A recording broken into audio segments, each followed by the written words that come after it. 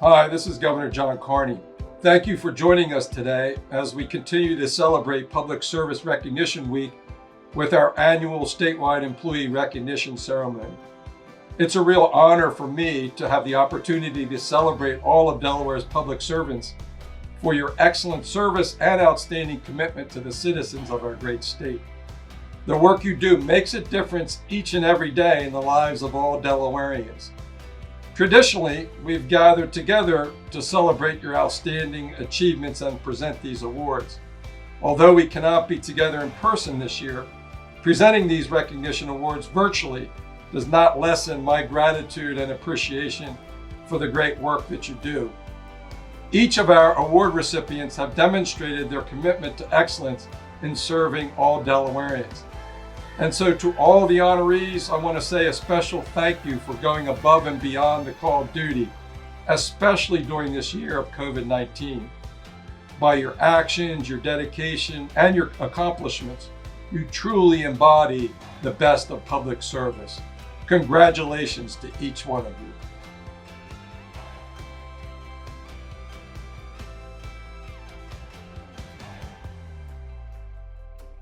It's an honor to join you today to celebrate Public Service Recognition Week.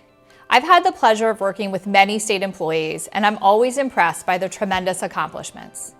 Over the years, I have heard so many examples of employees saving the state money, providing exceptional customer service, dedicating their careers to public service, and just going above and beyond expectations.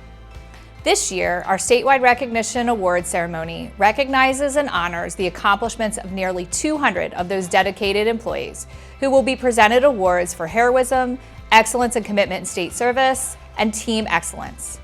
Also, with the support of the state's business community, we are presenting the Gear P3 Award for Innovation and Efficiency and the Trailblazer Award. I am truly excited for this year's celebration. The individuals and teams we are honoring this week exemplify what it means to be a public servant. They've been nominated because their commitment has driven them to provide excellent service to their community. Whether you're watching today as a recipient, a nominee, a nominator, or an honored guest, I want to say thank you. Thank you for making the state of Delaware a great place to live and work.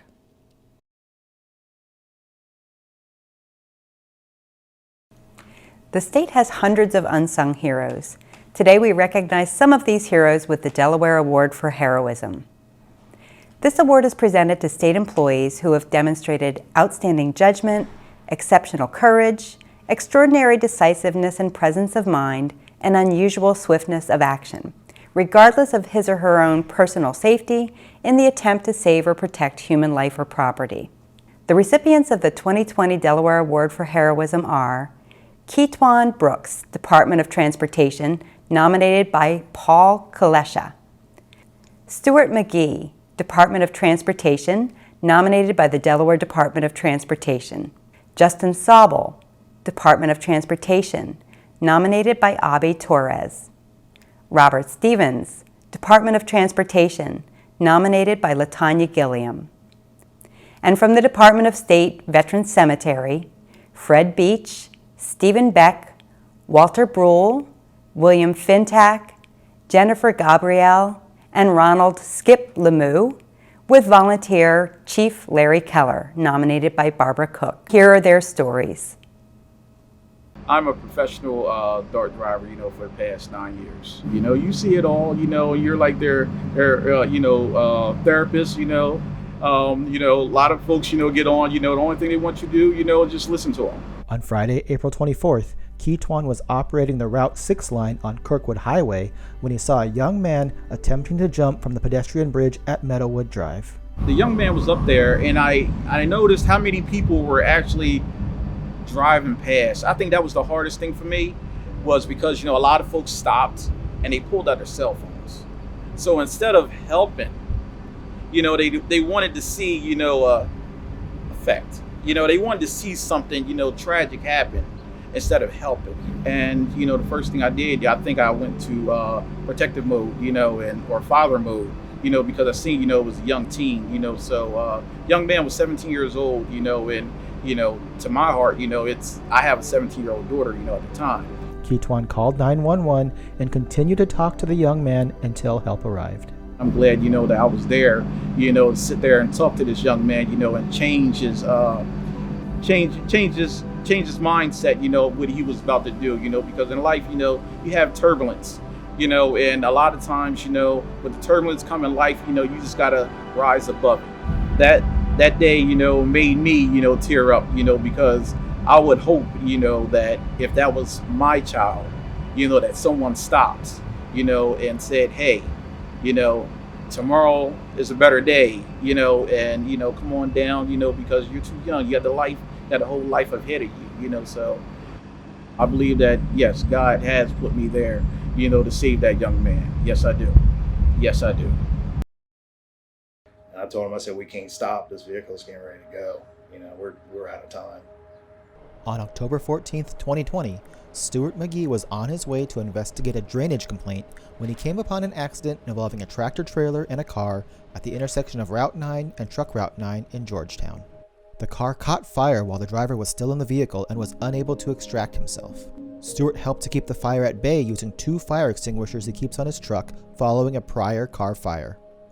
Sussex County EMS contacted the South District engineer shortly after the accident to say that if it hadn't been for Stewart's efforts and that of the other members of the public, that the injured individual would have perished in the vehicle. The track part I wasn't concerned about, as long as he was somewhat comfortable at the time, not bleeding out, but the time frame was accelerated due to the fire. Once it gets going and all those plastics and vinyls and dash and all that gets going, it just feeds on itself, and it's not even to mention any kind of fuel tank or anything along those lines. By the time the fire department got there, which was a very fast response time, it was gone. It was down to the frame.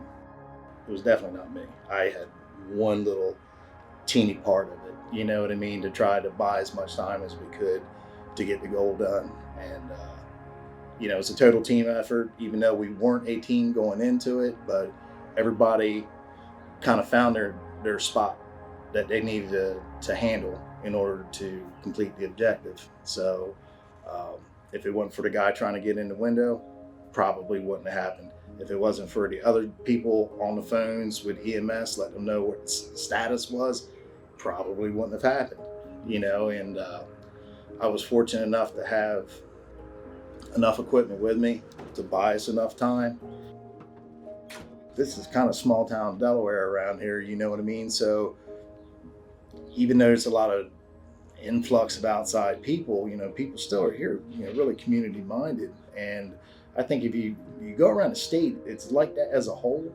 But, especially I can say for myself down here, if you just help, if you just stand on the outside, if you can, farm a phone call, or handle one aspect of it, or block traffic for just a second to give people time. It's not saying you have to have your hands right in there, but everybody can do a part.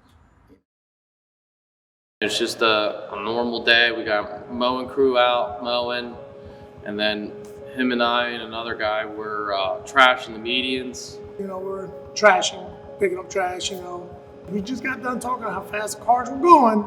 I heard tires screeching. And everything changed in a split second.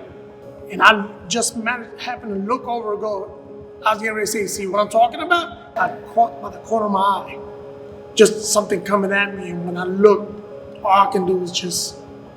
A car came in at 70 miles an hour in between us and just struck ABIGMAEL. And I thought he was dead. All I can think about was my kids.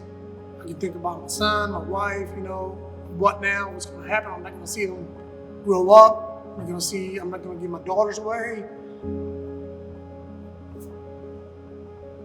I saw him disappear and then reappear, and then he was in the other lane, on lane 1, which is the fast lane, when traffic was coming towards him. And next thing you know, he's grabbing me and pulling me in, because I'm like, what's going on? Because I remember thinking too the whole time, he got girls. He has 2 little girls, a wife. And I gotta get him home. I see him on the phone. He's trying to like get traffic going. He's on the phone with 911, on the phone with the superintendent. You know, he comes over, takes his shirt off his back, because I'm holding my hand like this, like from here to here, my hand was swollen. I couldn't lift my arm up. You know, he's like, here, grabs the shirt, makes a makeshift sling to hold my arm up. As a Marine myself, we're taught, and it's always been known around the world since the Marines started, that once the bullets start flying, we run towards the bullets. And it reminded me of that, you know, the way he jumped into action. He looked at me the same way. He just thought, he's a father, he's a husband, he's a son. You know, he put himself in my shoes. How would I act if that was me? What would I want? We had to change our ways of doing trash now. So now we have a vehicle that, you know, drives with the team that's trash, and they're keeping an eye out for vehicles and stuff. You know, I'll hold the horn down if a vehicle comes in or is coming towards us or something like that. And I just can't believe it happened. You know, it was life-changing. It was March 23rd at about 10:30 in the morning. I had a partner with me. I usually run by myself, and we were 95 northbound, just past the 141 overpasses. My partner looked over and said, "That looks like an accident." So I swung on around and come up behind this red little Ford. And the door was open on the driver's side, and I seen this young man standing over top, leaning over top of this elderly gentleman, late 60s, early 70s, doing CPR. I asked him, "Do you know him?" He goes, "It's my friend." He goes, "Do you know CPR?" "Yes." I took over. He was laying in his car seat all the way back, and I started hitting him, doing the compressions. In about 2-3 minutes, he started coming to. I'm hollering at him to get his attention. By this time, I hear sirens. 2 DSP officers, Delaware State Police, they came across 5 lanes, and they had their sirens on. Everybody cooperated. I told the trooper, gave him relief real fast. "I'm not going nowhere. This is what I got." He was doing CPR, and he's starting to come to.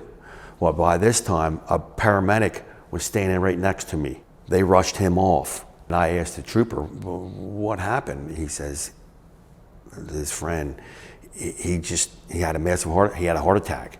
He was really shook up about what he had just done. And I said, "Well, good job, Bob. You know, not that I don't have faith in you, because he's one of the best guys we have." I come in the morning, and my boss is friends with one of the paramedics. As of 8:30 that night, he was still alive, and through the grapevine, I heard he made it.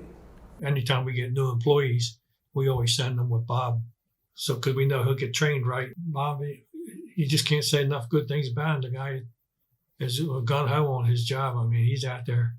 I hear him on the radio all the time helping people. The man is very dedicated to the job. He loves the job, you can tell. You know, he's good. I mean, they don't come any better than that. I just did what I was trained to do. Luckily for him, it all worked out. That day, something wasn't right. So we have honors here. So, you know, it's not unusual to hear gunfire here. We heard shots, and it was coming from the wrong location, and you could tell it was close. Stephen was the closest to the situation. I grabbed my phone, and I didn't want to take my eyes off of him to try to call 911. So I turned back to my fellow employees and said, "Somebody call 911. And at that time, the assailant while he was running, turned over and looked at me. He didn't turn towards me. He just turned his head and looked at me, and then turned back and kept running. And he ran into the wood line. It was more traumatic, I think, for the guys outside, because they were within feet, you know, or at least a few yards of the shooter. From here, you can only see partway into that tree line. And at that time, he might have been able to see me, but I couldn't see him. So that's when we all got out of here and went back down to the shop. And as soon as we got to the shop, all the doors were closed and locked. It's not a minute I didn't think they could be in the woods right behind this storage facility here. Not a bit. I think they deserve to be recognized just for their everyday activities. But when you're faced with an incident like this, it goes above and beyond. It is traumatic, but I just think it was heroic that they acted in the way that they did and quickly thought to call 911 and quickly thought to safeguard themselves by going to the shop. I think overall, what we did that day saved lives and didn't take any. Well, there's a development right on the other side of the tree line. I think they were put on alert when that happened too, and they were told to shelter in place in their homes. We're here to honor our fellow veterans. It is hallowed ground. Because I was in the Army and working here almost feels like I still serve. I look at the bond that brings us, together, and it's just a central theme of being here. I mean, we're all veterans in one way or another. This is part of us.